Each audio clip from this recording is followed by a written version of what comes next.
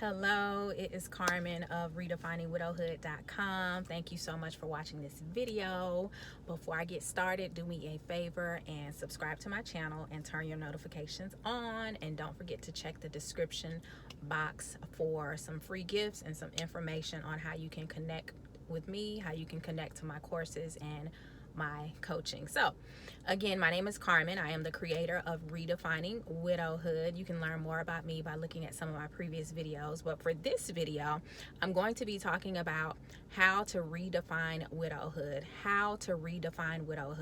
Chances are, if you have landed on this video, you are a widow and you have unfortunately lost your husband. So that's the whole theme of this channel, just helping you navigate this journey.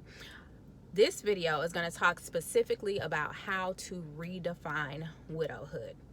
Now, if you guys may have noticed in the past few years, the face of widowhood has been extremely diverse. When you think of a widow, when people think of a widow, in the best case scenario, I would think that people think of a woman that may be in her 80s or her 90s.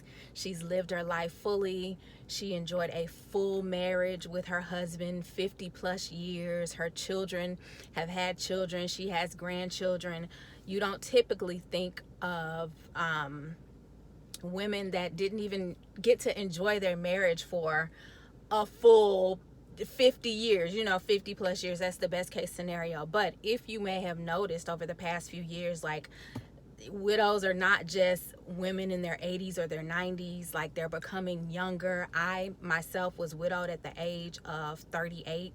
Unfortunately, I know a lot of women that were widowed well before they would have ever imagined that they would have been widowed, raising young children on their own without their husband, without their spouse, when they did everything right to avoid that. So my mission is to encourage the widow and to inspire the widow to have the audacity to live again after loss. So for this video, I want to talk about redefining widowhood. That is the name of this channel. That is the name of my community. It was named something else prior to, but God dropped the name Redefining Widowhood in my spirit because I know that I am called to redefine what people think about widowhood. Typically, when people think of widowhood, they probably think of women that are in their 80s, their 90s, a lot older. They've experienced a nice full marriage, okay?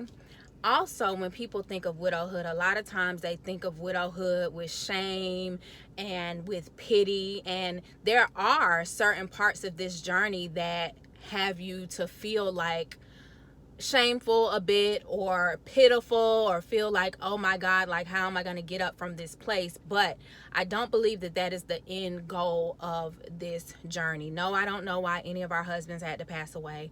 No, I don't know why, we are specifically on this journey and other people are not on this journey. But I do believe that if you can find the strength and the courage to live again, that you can actually be one of the women who redefines the face of a widowhood, like I have been working to do over the past almost 3 years. This month, December 16th, will make 3 years that I have been on the journey of widowhood.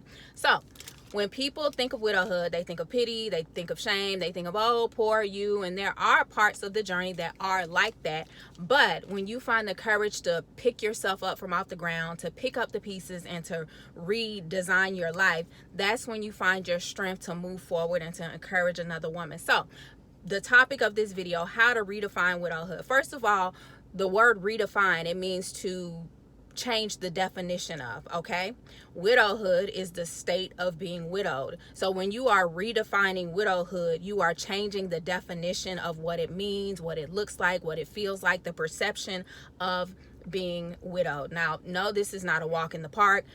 This is not a beautiful, joyous thing. However, you can find beauty and joy along the journey. And I feel like when you find your strength and you find your voice again afterwards, you're able to do that. So I want to give you 3 tips for how you can redefine your personal journey of widowhood, so that you're not just spending all of your days in shame, so that you're not spending all of your days in pity, so that you're not spending all of your days as if your story has ended when it has not. You still have breath in your body, you still have a purpose, you still have other people to connect to, you still have gifts and talents that you need to share with the world and share with people that are connected to you. So I want to give you 3 tips for how you can redefine widowhood, 3 tips for how you can create your own definition for how you will walk out your season of widowhood. Tip number 1 is to get clarity on how you want to move forward. I was on a webinar one time, and it was a group of widows and widowers, and one of the leaders on the webinar, she said this phrase, and depending on where you're at on this journey, it could seem harsh or it could seem empowering. She said, are you going to be pitiful or are you going to be powerful? Now, again, in the very beginning, I was pitiful. Like, it was almost like the wind had been knocked out of my sails. I lost a bunch of weight. I was just kind of floating along. I was pitiful in the beginning. But soon after, I was like, this is not the end of my story. Like, I'm going to pick up the pieces. I'm going to fight to live my life and to do what it is that I need to do for my children. So you get to decide, get clear on how you want to move forward. Do you want to move forward with pity, or do you want to move forward with power? Do you want to tell your story? Do you want to encourage other women? Do you want to pick up some things that you may have put down before you got married, before you had children? Like, what do you want to do moving forward? What would you like your life to look like moving forward? Number 2, discover your new and different identity. You are no longer the same woman that you were when you were married. Like, in the twinkling of an eye, you were changed. And I'm sure you're very well aware of that.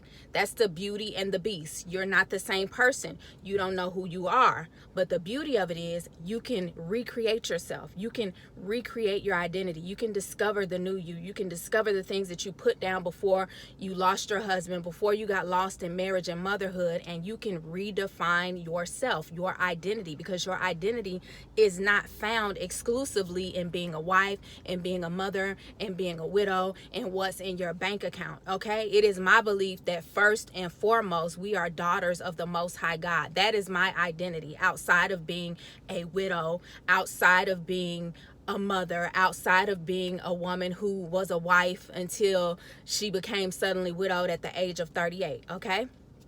Tip number 3 for how you can redefine your personal journey of widowhood is to create your own pathway for joy. Okay, I know that on the other end of this journey, after experiencing grief, loss, and pain, you just want to experience joy. You want to get to the part where you're having joyous living. You get to define what that looks like for you. What does your pathway to joy look like? Does it look like you being a homeschool mom? Does it look like you being an entrepreneur? Does it look like you touching the lives of millions of women all across the globe? What does it look like? Does it look like you creating an inheritance for your children's children? What does your pathway to joy look like? Does it look like you living a bohemian lifestyle where you can travel all over the world with your children because you're homeschooling them? You're not worried about money.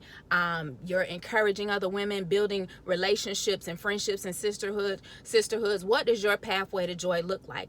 You get to define what it looks like. You get to define who you are moving forward. You get to define what you want your life to look like moving forward. So those are my 3 tips for how you can redefine widowhood. You don't have to stay in pity and shame and woe is me and oh my God, I don't know what I'm going to do. Now, don't get me wrong. In the beginning stages, like that first year, it's kind of like for me, it was like I was living in the twilight zone. I didn't know what was going on. I was sad. I was pitiful. I was in a daze. But when I finally came to and came out of the fog and picked myself up, I made a decision that I was going to define what widowhood looked like for me. So I want to encourage you to do the same thing. Again, my name is Carmen. I'm the creator of Redefining Widowhood. I am a certified life coach and I am a resilient strategist. I help women who have lost a spouse and also mothers and wives to find and create a pathway for joy. I would love to help you do that. If you check the description box, you'll see how you can connect